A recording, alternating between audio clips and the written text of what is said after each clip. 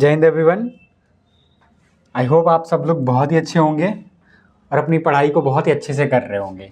Friends, काफ़ी दिनों बाद हम अपनी इस क्लास को फिर से देख रहे हैं। ठीक है, तो आज फिर से हम उसी एनर्जी और इंथुजियाज़म के साथ में अपनी क्लास को आगे बढ़ाएंगे और देखेंगे कि हाँ, हमारी रीडिंग की क्लास में आज हमारे पास क्या है पढ़ने के लिए नया और नया जानने के लिए क्या है। और साथ ही साथ ये भी हम देखते हुए चलेंगे कि हम इस न्यूज़ के आर्टिकल, जो हमारा डेली का टारगेट होता है कि हम न्यूज़ आर्टिकल के थ्रू अपनी रीडिंग को कैसे इम्प्रूव कर सकते हैं, तो उसको हम सीखने की कोशिश कर रहे होते हैं यहाँ पे। ठीक है, आज हम भी वैसे ही एक आर्टिकल को पिक करेंगे जो कि आज एक आसियान नाम के ऑर्गेनाइजेशन से रिलेटेड है और इंडिया, दोनों के बीच में क्या रिलेशन है, क्या अभी सिचुएशन कंडीशन है, उसके बारे में हम थोड़ी देर में जानेंगे। ठीक है, आसियान के बारे में भी जानेंगे। फेस्टिवल का सीज़न चल रहा है, ये तो काफ़ी दिनों का गैप हो गया, लेकिन उम्मीद है कि आपने अपनी पढ़ाई को ज़्यादा ब्रेक नहीं दिया होगा। ठीक है, आप कुछ ना कुछ रीड करते रह रहे होगे, क्योंकि बहुत ही ज़रूरी है। अगर आप उस कॉन्टिन्यूटी को अगर आप ब्रेक करते हो तो फिर से उस ट्रैक पे आने में थोड़ा वक्त लग जाता है। इससे क्या होता है कि हमारा थोड़ा और टाइम भी ज़्यादा नुकसान हो सकता है। तो आई होप कि आप सब लोगों ने थोड़ा बहुत ही अपने स्टडी को ब्रेक किया होगा और कुछ ना कुछ पढ़ते रहे होंगे। तो चलिए आज के हम अपनी क्लास को आगे बढ़ाते हैं और देखते हैं कि आज हमारे पास क्या है पढ़ने के लिए और किस तरीके से हम, क्योंकि इस क्लास का मेन पर्पज़ है कि न्यूज़ आर्टिकल का यूज़ करके हम रीडिंग कैसे कर सकते हैं और नया जान सकते हैं, और साथ ही साथ वर्ड को कनेक्ट करके एक दूसरे के साथ में उसको हम कैसे और भी ज़्यादा अच्छे तरीके से समझ सकते हैं। क्योंकि इंग्लिश में एक बात कही जाती है कि it is not about the reading only, it is about comprehending the things which are written over there. ना, जो भी चीज़ें लिखी गई हैं उसको समझना, read between the lines, that is the main motto of anything written, है ना, इन इंग्लिश पर्टिकुलरली। ठीक है, तो चलिए देखते हैं। तो आज का जो टॉपिक है हमारा वो है आसियान। ठीक है, आसियान ये एक ऑर्गेनाइजेशन है, रीजनल ऑर्गेनाइजेशन है। ये अभी जानते हैं इसके बारे में क्या है, कब स्टैब्लिश हुआ था, उसकी फुल फॉर्म क्या है। उसकी फुल फॉर्म है association of south east Asian nation, यानी एक एसोसिएशन है, एक ग्रुप है साउथ ईस्ट एशिया में जितने भी देश कंट्रीज़ हैं उनका। ठीक है, तो ये है क्या आखिर। तो ASEAN is a regional intergovernmental organisation. ये क्या है, ये इंटर गवर्नमेंटल ऑर्गेनाइजेशन है। यहाँ पे गवर्नमेंट टू गवर्नमेंट कनेक्टिविटी होती है। यहाँ पे गवर्नमेंट्स आपस में मिल करके, जो किसी भी कंट्री के जो हेड होते हैं वो आपस में डिस्कशन, डिबेट, जो भी चीज़ें करते हैं, डिस्कस करते हैं चीज़ों को। और ये रीजनल है। रीजनल का मतलब यहाँ साउथ ईस्ट एशिया में जितनी भी कंट्रीज़ हैं उनका एक ऑर्गेनाइजेशन है, जिसको 1967 में बनाया गया था। और इसका एक ऑब्जेक्टिव था कि ताकि पॉलिटिकल, इकोनॉमिक और सोशल कोऑपरेशन को क्या किया जा सके, प्रमोट किया जा सके। कहाँ पे, साउथ ईस्ट एशिया की कंट्रीज़ के अंदर। अभी हम जानेंगे कौन कौन सी कंट्रीज़ आती है इसके अंदर। तो ये एक तरीके का ऐसा ऑर्गेनाइजेशन है जो इन सारी चीज़ों की बात करता है।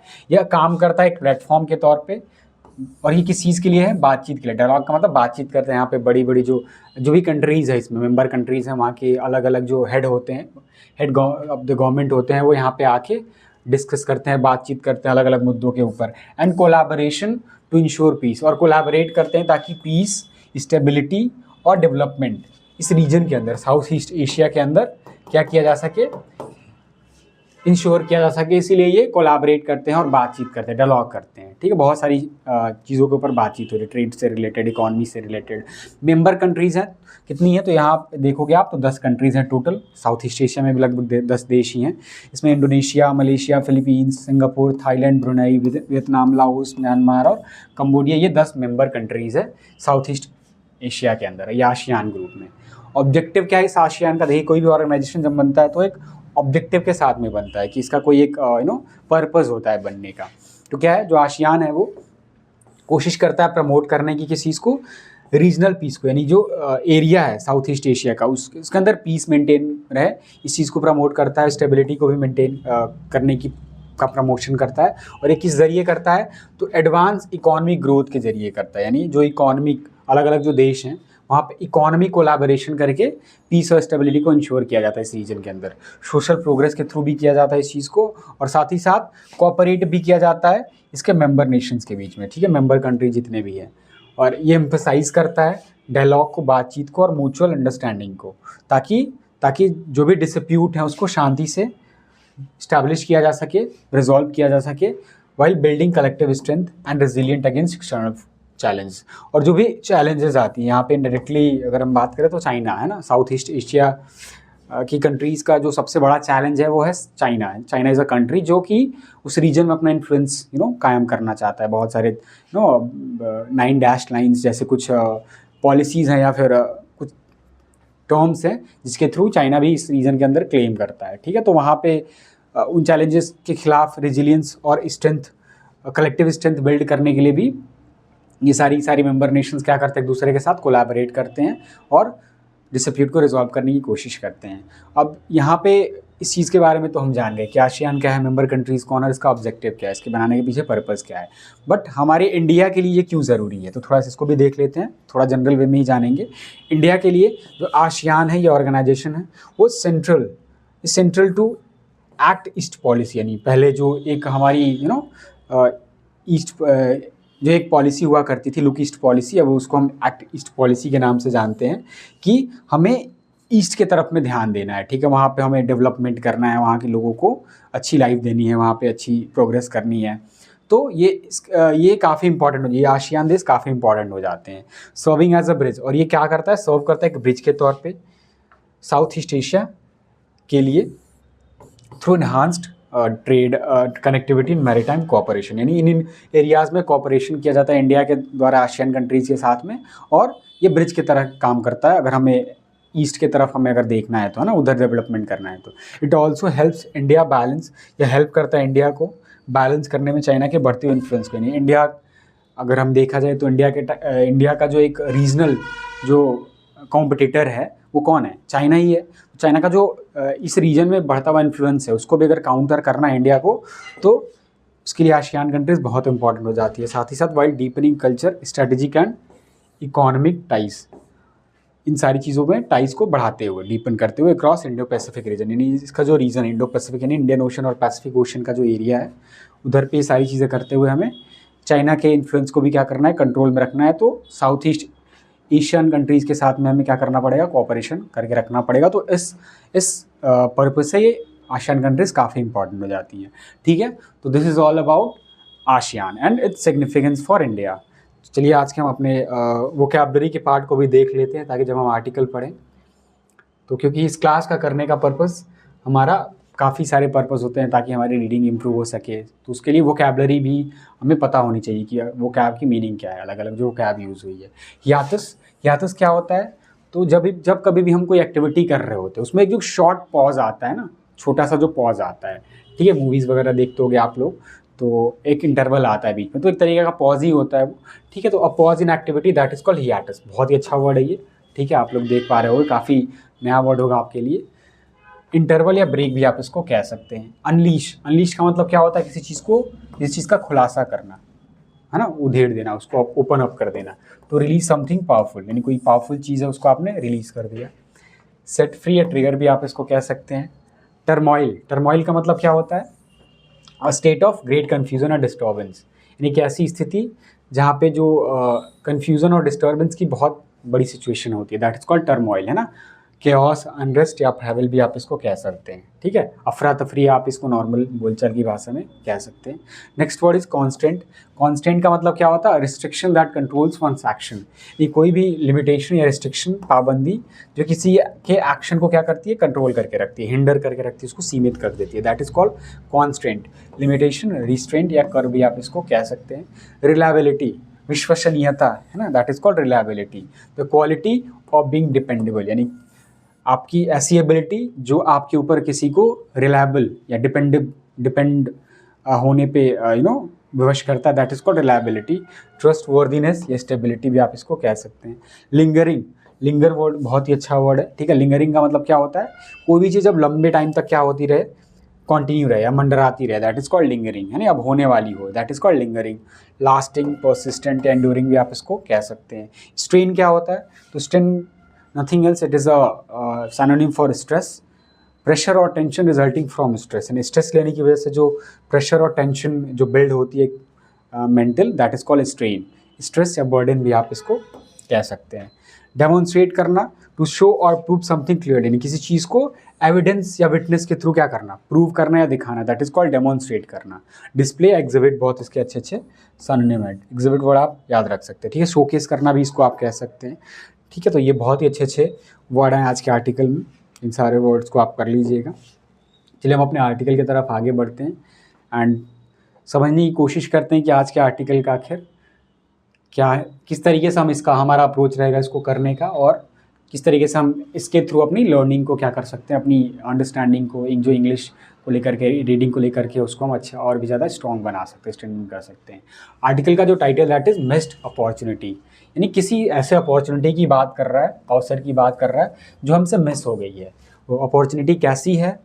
तो अभी आसियान का एक समिट हुआ है जहाँ पे सिर्फ आसियान मेंबर कंट्रीज़, बाकी सारे देश की जो यूएसए, चाइना, जापान है ना, और भी बहुत सारी कंट्रीज़ हैं, उनके मेंबर यहाँ पे मीटिंग में इकट्ठा हुए थे और उन्होंने डिस्कशन करा था, जिस चीज़ को भी डिस्कस किया था। लेकिन यहाँ पे हमारे जो इंडिया के जो प्राइम मिनिस्टर है, ड्यू टू सर्टेन रीजंस वो फिज़िकली इसको अटेंड नहीं कर पाए, उन्होंने वर्चुअली इस मीटिंग को अटेंड किया था।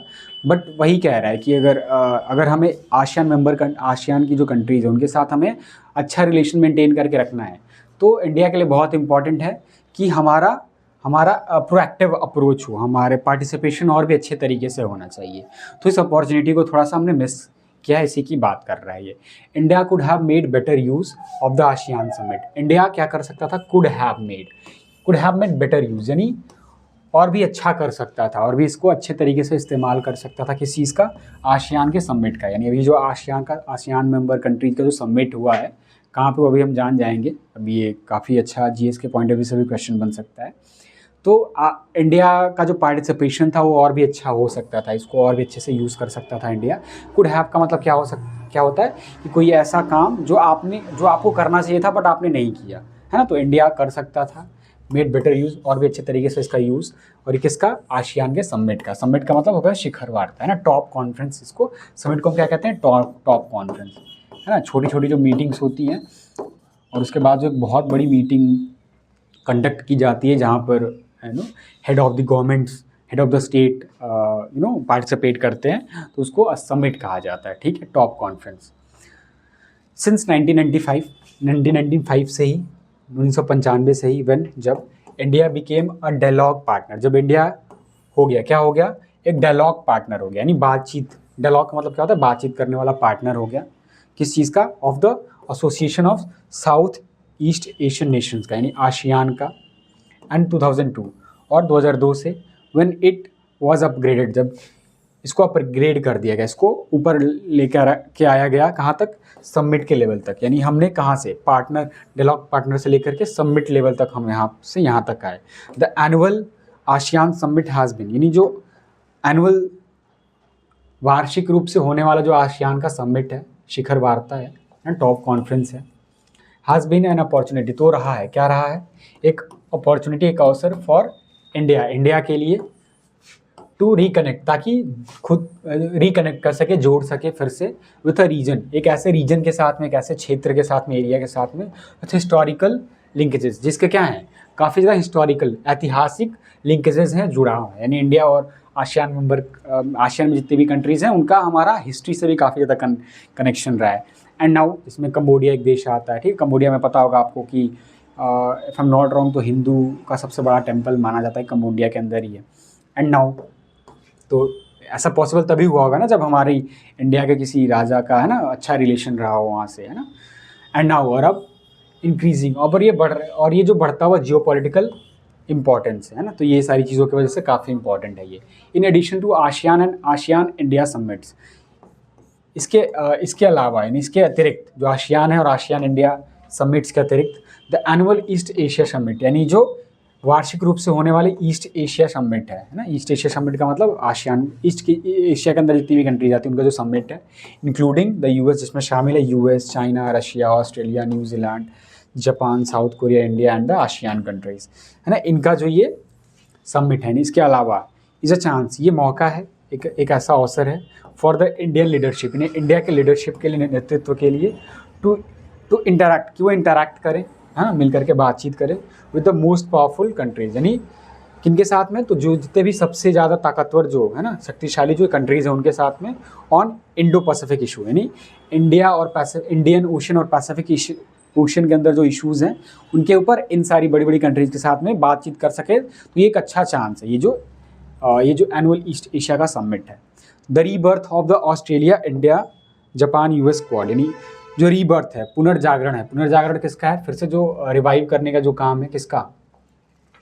ऑस्ट्रेलिया इंडिया जापान यूएस यानी क्वाड। इसको कलेक्टिवली जो क्वाड है, quad is a basically grouping of 4 country जिसमें ऑस्ट्रेलिया इंडिया जापान यूएस आते हैं।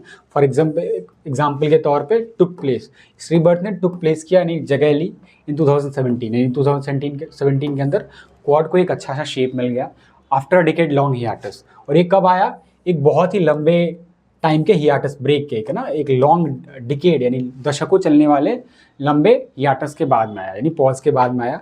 और ये कहाँ पे आया था? On the sidelines of the ASEAN summit. और ये आसियान समिट के साइडलाइन में आया था, यानी क्वाड जो आज के टाइम पे एज एंटिटी जो एग्जिस्ट करता है ना, एक ग्रुपिंग के तौर पे एग्जिस्ट करता है। हालांकि इसकी मीटिंग सब कही जा रही है कि अब ये बिल्कुल ही यूजलेस हो चुका है, इसकी कोई मीटिंग वगैरह नहीं हो रही है, वो अलग कॉन्सेप्ट है। तो ये आसियान समिट के साइडलाइन में इसको तैयार किया गया था। ये दिखाता है कि हाँ, जो इंडो पैसिफिक रीजन है वो काफ़ी इंपॉर्टेंट है पूरे वर्ल्ड के लिए। Underlining this importance in his virtual speech, यानी अंडरलाइन करते हुए, अंडरलाइन का मतलब क्या होता है? हाईलाइट करते हुए, बताते हुए इस इंपॉर्टेंस को, इस महत्ता को इन हिज वर्चुअल स्पीच, अपने वर्चुअल स्पीच में। वर्चुअल का मतलब जो वास्तविक ना हो, रियल का अपोजिट दैट इज वर्चुअल, ठीक है। जो वर्चुअल स्पीच में at the ASEAN India summit, यानी ये कहाँ पे हुआ था? आसियान इंडिया समिट के अंदर हुआ था, जो कि कहाँ पे हुआ था? ये कोलालमपुर ऑन संडे, यानी संडे के दिन जो हुआ था ये मीटिंग कोलालमपुर के अंदर। तो वहाँ पे वर्चुअल स्पीच में प्रेजेंस अपना देते हुए, उसको हाईलाइट करते हुए इंपॉर्टेंस को, प्राइम मिनिस्टर नरेंद्र मोदी, यानी जो प्राइम मिनिस्टर हमारे जो नरेंद्र मोदी हैं, कॉल्ड द 21st सेंचुरी, उन्होंने पुकारा, क्या कहा? 21st सेंचुरी को क्या कहा? The century of India and ASEAN. इसको क्या कहा कि ये जो शताब्दी है वो इंडिया और आसियान की शताब्दी है, यानी यहाँ पे डोमिनेट नहीं करेंगे लेकिन लीडिंग पोजीशन पे जो इंडिया और आसियान है कई सारी फील्ड में वो लीड करेंगे। And committed to India support, और जो उनका कमिटमेंट आया इंडिया के सपोर्ट को लेकर के, टू आसियान यूनिटी, यानी आसियान, यानी जो इंडिया ने सपोर्ट दिखाया है आसियान की यूनिटी को लेकर के, ASEAN centrality and the ASEAN outlook, यानी जो इन सारी चीज़ों को लेकर के जो दिखाया है सपोर्ट, किसको लेकर के? तो ASEAN unity, ASEAN centrality and ASEAN outlook on the Indo Pacific, यानी बेसिकली आसियान का इंडो पैसिफिक रीजन के अंदर इंपॉर्टेंस को हाईलाइट किया है मिस्टर मोदी ने, हमारे जो इंडिया के प्राइम मिनिस्टर है। ये ऑल्सो इन्होंने अनाउंस भी किया किस चीज़ को? दैट की 2026 यानी 2026 जो है वुड बी, वो होगा, क्या होगा? The year of ASEAN India maritime cooperation, यानी इंडिया और आसियान के बीच में मैरीटाइम के फील्ड के अंदर होने वाला है ना कोऑपरेशन का समय होगा। विद द फोकस ऑन, जो किसके साथ में होगा? एक फोकस के साथ में होगा ऑन ह्यूमैनिटेरियन असिस्टेंट, जिसका फोकस किस पे होगा? मानवीय असिस्टेंस पे होगा। यानी जो भी पता है आपको कि इंडो पैसिफिक जो रीजन है वहाँ पे बहुत सारी कंट्रीज ऐसी हैं जो समुद्र के किनारे जो बसे हुए, तो अक्सर वहाँ पे फ्लड जैसी सिचुएशन या फिर साइक्लोन जैसी सिचुएशन आती जाती है, जिसकी वजह से ह्यूमैनिटेरियन असिस्टेंट की काफ़ी ज़्यादा इंपॉर्टेंस होती है। तो इस चीज़ को भी हाईलाइट किया उन्होंने इस फोकस के साथ में। एंड डिजास्टर रिस्पॉन्स के साथ में, डिजास्टर के बाद जो रिस्पॉन्स होना चाहिए उसको भी क्या किया उन्होंने? उसको भी फोकस में रखा। Maritime security and the regions blue economy, तो इन सारी चीज़ों के ऊपर भी उन्होंने बात करी, इन चीज़ों के ऊपर भी फोकस रखा, इन सारी चीज़ों के ऊपर फोकस रखा। ब्लू इकोनॉमी क्या होती है? तो वाटर है ना, सी के का यूज़ करके जब हम इकोनॉमी जनरेट करते हैं ना, ट्रेड वगैरह करते हैं, that is called blue economy. The summit, ये जो समिट है, शिखर वार्ता है, एक्सटर्नल अफेयर, जो ये मेन जो समिट हुआ है अभी कोलालमपुर के अंदर, external affair minister S Jaishankar, यानी हमारे यहाँ के जो विदेश मंत्री हैं एस जयशंकर, रिप्रेजेंटेड, उन्होंने क्या किया? रिप्रेजेंट किया इंडिया को, he was present physically in Kuala Lumpur. Came at a time, यानी एक ऐसे समय पे आया ऑफ इंक्रीज, जो कि है किस चीज़ का? एक ऐसा समय ये जो कि बढ़ते हुए जियोपॉलिटिकल टर्बुलेंस का है, यानी अभी सिचुएशन काफ़ी दुनिया भर में, यानी जियोपॉलिटिकल का मतलब इंटरनेशनली काफ़ी डिस्टर्ब है, टर्बुलेंस आया हुआ है, केओस मचा हुआ है, इंक्लूडिंग और टर्बुलेंस जिसमें शामिल है द इकोनॉमिक टर्मोइल, इकोनॉमिक रूप से, यानी जो टर्मोइल है, केओस है, अनलीस्ड, जिसको खोल दिया गया है किसके द्वारा? By the US tariff policy के द्वारा। टैरिफ, यूएस के द्वारा जो टैरिफ पॉलिसी अपनाई जा रही है उसके वजह से जो दुनिया भर में जो टर्मोइल आया है वो ये भी शामिल है। और क्या क्या शामिल है? तो चाइनाज कॉन्स्टेंट, चाइना को जो लिमिटेशन है किसको लेकर के? तो क्रूशियल एक्सपोर्ट्स को लेकर के, यानी जो काफ़ी इंपॉर्टेंट जो मिनरल्स होते हैं उसको लेकर के जो क्रूशियल एक्सपोर्ट्स हैं, तो इसमें शामिल हैं, एंड मैरीटाइम टेंशंस, तो ये सारी चीज़ें शामिल है इसके अंदर। तो इन चीज़ को उन्होंने रिप्रेजेंट किया। At the east Asia summit, यानी यहाँ पर ईस्ट एशिया समिट के अंदर mister Jaishankar called the times, mister Shankar ने क्या किया, इन समय जो समय चल रहा है उसको कॉल्ड द टाइम्स कॉम्प्लिकेटेड, कहा कि समय बहुत ज़्यादा कॉम्प्लिकेटेड चल रहा है। टेकिंग एम एट, लक्ष्य चाहते हो किस चीज़ के ऊपर, यूएस के ऊपर, फॉर कंस्ट्रेनिंग यानी लिमिट लगाने के लिए एनर्जी ट्रेड के ऊपर, है ना, कि विथ रशिया, जो कि रशिया के साथ हम कर रहे हैं। एंड अप्लाइंग, और अप्लाई करने के लिए इट्स प्रिंसिपल, इसके प्रिंसिपल को, यूएस के प्रिंसिपल को सेलेक्टिवली, है ना, जो यूएस अपने प्रिंसिपल्स को सेलेक्टिवली इम्पोज कर रहा है इंडिया के ऊपर, और एनर्जी ट्रेड को लेकर के जो हमारा रशिया के साथ में जो रिलेशन है उसके ऊपर जो लिमिटेशंस लगा रहा है, तो इसके ऊपर फोकस रखा उन्होंने। एंड चाइना, और चाइना के ऊपर भी फॉर सप्लाई चेन रिलायबिलिटी के लिए, जो सप्लाई चेन को लेकर के जो ट्रस्ट वर्दिनेस है एंड मार्केट है एक्सेसिव को लेकर के, तो इस चीज़ को भी उन्होंने क्या किया, इस चीज़ को भी एम में रखा, लक्ष्य में रखा, इन सब चीज़ों के ऊपर बातचीत करी। इंडिया एंड आसियान ऑल्सो, यानी इंडिया और जो आसियान है ऑल्सो कमिटेड टू, उन्होंने कमिट किया, यानी वचनबद्ध हैं वो, टू फाइनलाइज करने के लिए the review of the ASEAN India trade in goods and agreement soon, यानी इस चीज़ को लेकर के भी इंडिया और आसियान के बीच में एग्रीमेंट होने वाला है, जहाँ पर टैरिफ वगैरह को चीज़ें के ऊपर बातचीत करी जाएगी, तो जल्दी ही ये भी होने वाला है। आगे देखिए, द स्ट्रॉन्ग स्टेटमेंट्स, जो स्ट्रॉन्ग स्टेटमेंट्स हैं एंड कमिटमेंट, और जो ये वादे किए जा रहे हैं टू कोऑपरेशन, इन कोऑपरेशन को लेकर के डिड नॉट हाउएवर, हालांकि sufficiently cover for mister Modi's absence, यानी इन्होंने मिस्टर मोदी की जो अब्सेंस थी फ्रॉम द समिट को लेकर के उसको सिग्निफिकेंटली कवर नहीं किया। ही वॉज एब्सेंट इन 2022, वो एब्सेंट है 2022 में भी। Also Malaysian prime minister Anwar Ibrahim, यानी जो मलेशिया के प्राइम मिनिस्टर हैं अनवर इब्राहिम, सेड, उन्होंने कहा, मिस्टर मोदी हैड एक्सप्रेस्ड, कि मिस्टर मोदी ने एक्सप्रेस किया था, जाहिर किया था, हिज इनएबिलिटी को, अपनी अक्षमता को, टू अटेंड, मीटिंग को अटेंड करने के लिए, due to festivities in India, जो कि इंडिया में फेस्टिविटीज़ चल रही हैं, फेस्टिवल्स चल रहे हैं उसकी वजह से। बट लेकिन द एक्सप्लेनेशन वॉज, जो एक्सप्लेनेशन थी प्राइम मिनिस्टर मोदी के द्वारा समिट अटेंड ना किए जाने की, वॉज अनकन्विंसिंग, वो कन्विंसिंग नहीं थी उतनी, हाँ, एक्सेप्ट करने लायक नहीं थी एज द आसियान इंगेजमेंट, क्योंकि जो आसियान के अंदर जो इंगेजमेंट होने वाली थी, जो बातचीत होने वाली थी, हैड बीन प्लान्ड, उसको प्लान कर लिया गया था मंथ्स इन एडवांस, यानी बहुत समय पहले ही, महीनों में बहुत समय पहले एडवांस में इसको प्लान कर लिया गया था। वाइल सम पॉइंटेड टू, हालांकि कुछ लोगों ने पॉइंट टू किया, इशारा किया है mister Modi's campaign, mister Modi के कैंपेन को, कैंपेन शेड्यूल को फॉर द बिहार असेंबली, यानी बिहार के अंदर जो इलेक्शंस होने वाले हैं, तो कुछ लोगों ने इसके ऊपर भी पॉइंट टू किया। अदर्स साइटेड, बाकी लोगों ने क्या किया, साइट किया, हवाला दिया यूएस प्रेसिडेंट डोनाल्ड ट्रंप के प्रेजेंस का, यानी जो वहाँ पे जो प्रेसिडेंट डोनाल्ड ट्रंप भी प्रेजेंस थे, तो उसका भी हवाला दिया। And India US trade deal tensions, और इस चीज़ का भी हवाला दिया कि इस वजह से भी हो सकता है कि इंडिया के जो प्राइम मिनिस्टर, उन्होंने इस मीटिंग को अटेंड नहीं किया physically, as a possible reason. ये क्या हो सकता था, एक पॉसिबल रीज़न के तौर पे हो सकता था, फॉर इज स्टेइंग अवे, उनका जो कारण है स्टे अवे रहने का, इससे दूर रहने का।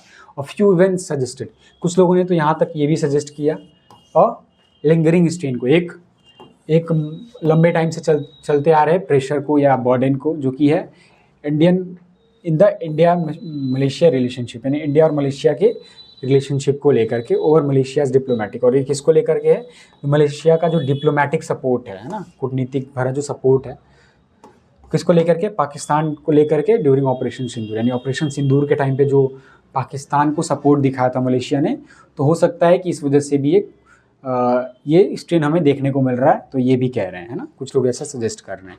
एंड अ विजिट, और एक जो विजिट रही थी बाय द पाकिस्तान के प्राइम मिनिस्टर के द्वारा टू कोलालमपुर, यानी कोलालमपुर के अंदर अर्लियर दिस मंथ, इस महीने की शुरुआत में। तो ये भी रीजंस बताए जा रहे हैं कि इस वजह से भी हो सकता है कि प्राइम मिनिस्टर मोदी ने अटेंड नहीं किया इस मीटिंग को physically. Mister Modi may have had international, domestic and bilateral reasons, जो मिस्टर मोदी हैं हो सकते हैं उनके क्या रहे हों, इंटरनेशनल यानी अंतर्राष्ट्रीय, डोमेस्टिक, है ना, डोमेस्टिक एंड बायलैटरल रीजन्स रहे हों, है ना।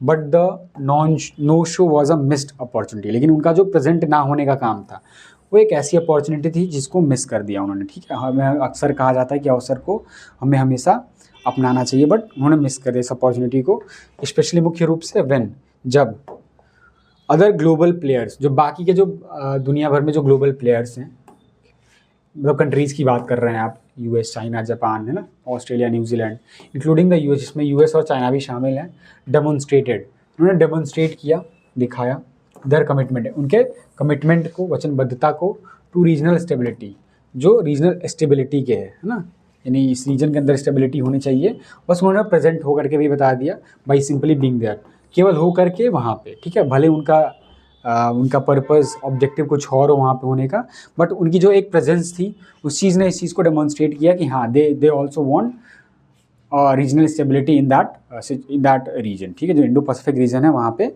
वो भी स्टेबिलिटी को चाहते हैं, ठीक है। तो देखा आप लोगों ने किस तरीके से ये समिट एक बहुत ही अच्छा अवसर हो सकता था इंडिया के लिए, बट कहीं ना कहीं ऑथर का ऐसा मानना है कि हमारी कंट्री के जो प्राइम मिनिस्टर हैं उनका वहाँ पे प्रेजेंट ना होना, है ना, वर्चुअली उन्होंने मीटिंग को अटेंड किया, लेकिन उनका जो प्रेजेंट ना होने का काम था वो कहीं ना कहीं इंडिया की जो इंटरेस्ट है ना, उसको थोड़ा सा हिंडर, थोड़ा सा उसको डैमेज करता है, ठीक। चलिए हम आज के क्वेश्चंस को देख लेते हैं, ठीक है, ताकि हमें थोड़ा सा इस आर्टिकल की एक समरी एक मिल जाए, ठीक है, कि हाँ इस आर्टिकल में बेसिकली बात क्या करी थी, मेन पॉइंट्स क्या थे। पहला क्वेश्चन है, why does the author view, ये जो ऑथर है इस आर्टिकल के, वो क्यों देखते हैं मिस्टर मोदी के एब्सेंस को from the ASEAN summit as a missed opportunity, यानी ऑथर क्यों बार बार कह रहे हैं जो मिस्टर मोदी ने इस मीटिंग को अटेंड नहीं किया था वो एक मिस्ड अपॉर्चुनिटी है, एक ऐसा अवसर था जिसको हमने मिस कर दिया।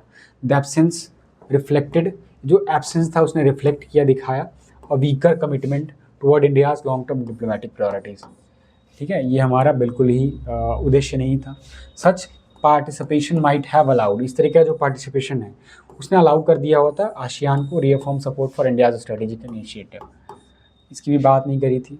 The event could have served, जो इवेंट है उसने सर्व किया होता एक वैल्यूएबल प्लेटफॉर्म के तौर पे for multilateral engagement and dialogue, ठीक है, ये है, इसके लिए डिस्कस करा जाता है, लेकिन मेन इसका फोकस रीजनल स्टेबिलिटी रहती है, तो इंडिया के लिए ये इंपॉर्टेंट नहीं है ज़्यादा।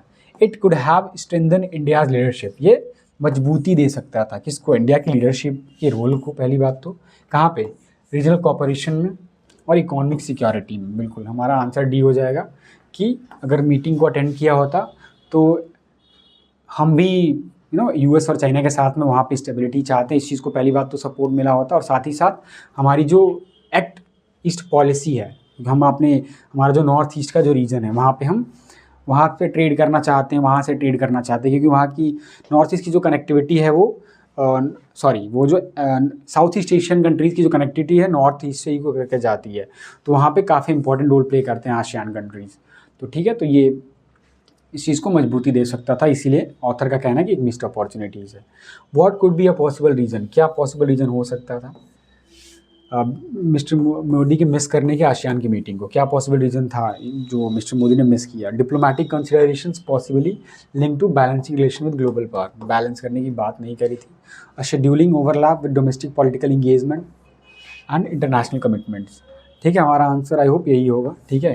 पहली बात तो एक शेड्यूल था जो कि ओवरलैप कर गया डोमेस्टिक पॉलिटिकल इंगेजमेंट के साथ में, और साथ ही साथ इंटरनेशनल कमिटमेंट जो है ना यूएस और चाइना का जो के साथ जो चीज़ें हमारी थोड़ी सी डिस्टर्ब हैं, तो उसको लेकर के भी ये पॉसिबल रीज़न बताया गया है आर्टिकल में। बाकी भी देख सकते हैं, internal initiative workload that coincide with the timing of the summit, बिल्कुल नहीं। Strategic prioritisation of national events over multilateral forum, ठीक है, इसकी बात नहीं करी है। What challenges does India face, कौन से चैलेंजेस इंडिया फेस करता है from both China and United States आज मेंशन, इस आर्टिकल में ऐसी क्या चीज़ें मेंशन करी गई थी जो India as a challenge face करता है चाइना और यूएस की तरफ से। Managing strategic competition while preserving its autonomy in the regional diplomacy, ठीक है, अगर आपको ये आर्टिकल ऐसे समझ में आएगा तो यही आंसर होगा हमारा कि मैनेज करना स्ट्रेटेजिक कॉम्पिटिशन को वाइल प्रिजर्व करना इसके ऑटोनॉमी को रीजनल डिप्लोमेसी के अंदर, ठीक है, तो ये फेस करता है चैलेंज। दूसरा ऑप्शन भी देख लेते हैं, balancing economic expectations without aligning full with इधर power bloc, dealing with pressure from both side regarding trade defence and influence, ठीक है, इसकी नहीं बात करी थी। और क्या है चौथा option, navigating the geopolitical strain that rises from rivalries among global powers, ठीक है, तो हमारा आंसर क्या हो जाएगा, मैनेज करना स्ट्रेटेजिक कॉम्पिटिशन को while preserving its autonomy in regional diplomacy, ठीक है। We want to showcase that अगर आप किसी और अगर हमारे ऊपर सेलेक्टिवली, जैसे यूएस का था ना कि यूएस सेलेक्टिवली टैरिफ गेम खेल रहा है इंडिया के साथ में, तो इस चीज़ को भी थोड़ा सा इंश्योर करने के लिए, प्रिजर्व करने के लिए ऑटोनॉमी को हमने मैसेज देने की कोशिश करी है। ठीक है, तो यह आज के आर्टिकल के क्वेश्चंस हैं। तो आई होप आपको ये पूरा का पूरा आर्टिकल समझ में आ गया होगा। और इस आर्टिकल का अगर आप पीडीएफ है ना, अगर आप रॉ फॉर्म में इसको पढ़ना चाहते हैं एक बार, तो we have our YouTube Telegram channel जहाँ पे आप that is Edify English Hub, वहाँ पे आप इसका एक्सेस ले सकते हैं। और साथ ही साथ हमारा Instagram handle that is edify_english_hub, इस पर भी आप हमें ज्वाइन कर सकते हैं, जहाँ पे हम अपनी ऑफलाइन और ऑनलाइन क्लासेस, क्योंकि we are also planning to launch our online batches for individual English, है ना। अगर आप इंडिविजुअल इंग्लिश करना चाहते हैं किसी भी कॉम्पिटिटिव एग्जाम के लिए, तो हम ऑनलाइन प्लेटफॉर्म पे आने वाले हैं जल्दी ही, अपनी क्लासेस लेकर के आने वाले हैं। तो उसके लिए भी हमारे यहाँ, उसका अपडेट लेने के लिए आप हमारे यहाँ इंस्टाग्राम पे कनेक्ट रह सकते हैं। और साथ ही साथ अगर आप अच्छी वोकैबुलरी, इडियम्स वगैरह, स्टोरीज़ के माध्यम से जानने में इंटरेस्ट रखते हैं, तो इस पर्पज़ से भी हमारा ये चैनल एडिफाई इंग्लिश हब बहुत इंपॉर्टेंट हो जाता है। तो आज के लिए इतना ही, मिलते हैं आपसे नेक्स्ट आर्टिकल में। थैंक यू, जय हिंद।